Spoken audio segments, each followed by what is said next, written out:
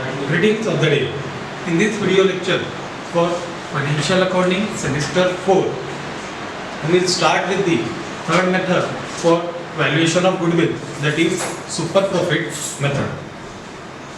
We have seen the formula and basic structure for the super profit method in the earlier video lecture. In this video lecture, we will see a practical question or numerical question related with the same. The link of the question is given into the description box of the video. Kindly click it for the purpose of viewing the question, whereas the solution will be discussed by us in this lecture. So the question says that we have been provided with the 3 years profit, that is for the year 97, 98 and 99 of a particular person, that is Mr. Pranod. With that, there are certain adjustments which have been provided with it. Along with that, we have been provided with the balance sheet of the same for the purpose of calculation, and we are required to calculate goodwill by using super profit method for the question. So we will start with the solution. In solution, first of all, we have to calculate the future maintainable profit or adjusted average profit.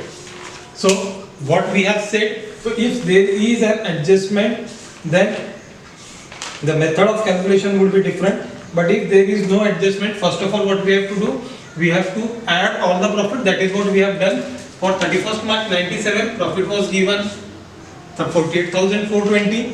For 31st March 98, 55,305. For 31st of March 99, it is 65,025. We have add all the three profit and we will get our answer as 1,68,750. Along with that, in the latter section of the adjustment, there was an income which is generated from investment for rupees 2700 for each year has been given into the question. Hence, what we have done, we have collectively minus 2700 into 3, that is 8100 from 1,68,750, and we get our answer as 1,60,650 as our future maintainable profit or adjusted profit. Once we get this thing, now we can calculate adjusted average profit. The formula for calculation of adjusted average profit is adjusted profit divided by number of years. Adjusted profit was calculated by us here, that is 1,60,650, and number of years were 1, 2 and 3. Hence 1,60,650 divided by 3 is equals to 53,550. 53,550 is our adjusted average profit. We can write it here, adjusted average profit. This is what is our adjusted average profit.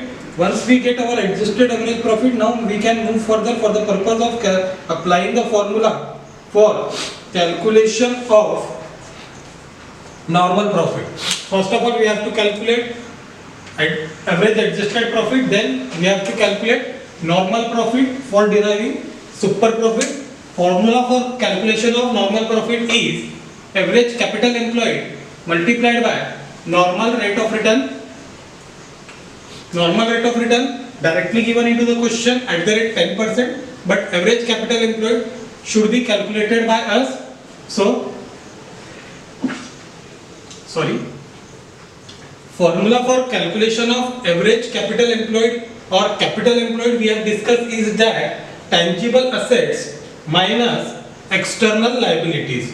So, which are tangible assets? We have said that those assets which can be seen or touched, all those are tangible assets, whereas external liabilities are those liabilities which are out of the business or which are not of the person which are directly involved from the business. For example, capital, reserves, all these doesn't form the part of external liabilities. So in this question particularly, 6 types of assets were given into the balance sheet: land, plant, investment, stock, bank and debtors. Out of these, we have not considered investment because when we were discussing the formula for what we can say super profit method, we have excluded certain things to be considered into the tangible assets. First one was intangible assets, second one we have said investment, and third one we have said fictitious assets. So as investment is not considered, hence rest of the assets are written here. Land 54,000, plant 81,000, stock 40,275, bank 28,800, and debtors 1,13,985. We have totaled them and we get our answer as 3,18,060.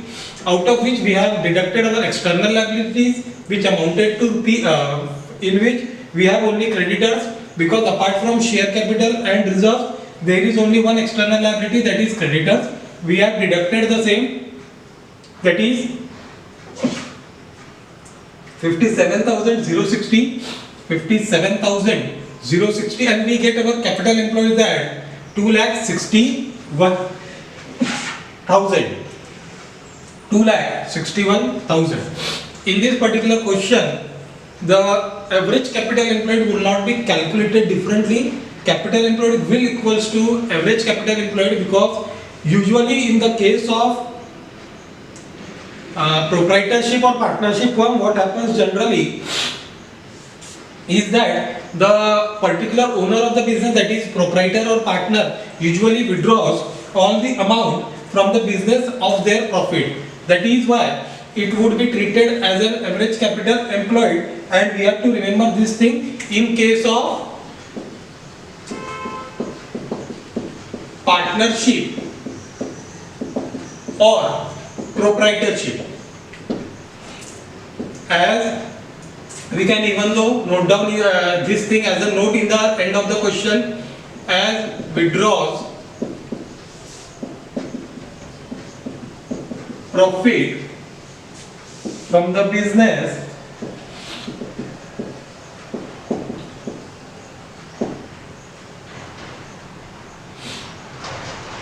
hence capital employed is treated as average capital employed.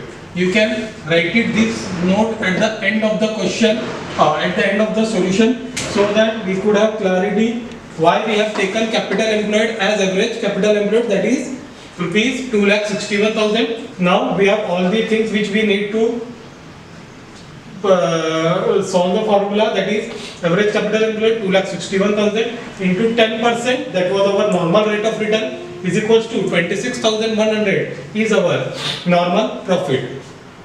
Once we get our normal profit and adjusted average profit, now we can definitely easily calculate super profit. That the formula for calculation of super profit is adjusted average profit minus normal profit. Adjusted average profit we have calculated 53,550 minus our normal profit 26,100. So we get our super profit of rupees 27,450. 27,450. Once we get super profit, then the calculation of goodwill is just a piece of cake.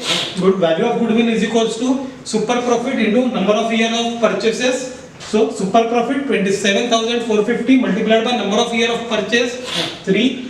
Then our value of goodwill is equals to 82,350.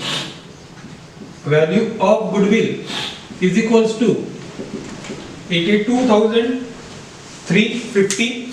This is it for this lecture. In the next lecture, we will see something new regarding to the valuation of goodwill. But remember only one thing. Once we have calculated all these things, the major part which we have to consider important is the calculation of capital employed. This is one of the most important segment where all the adjustments are to be correctly written, or all the items are to be correctly written and deducted, so that we can properly calculate our value of goodwill. this is it for this lecture.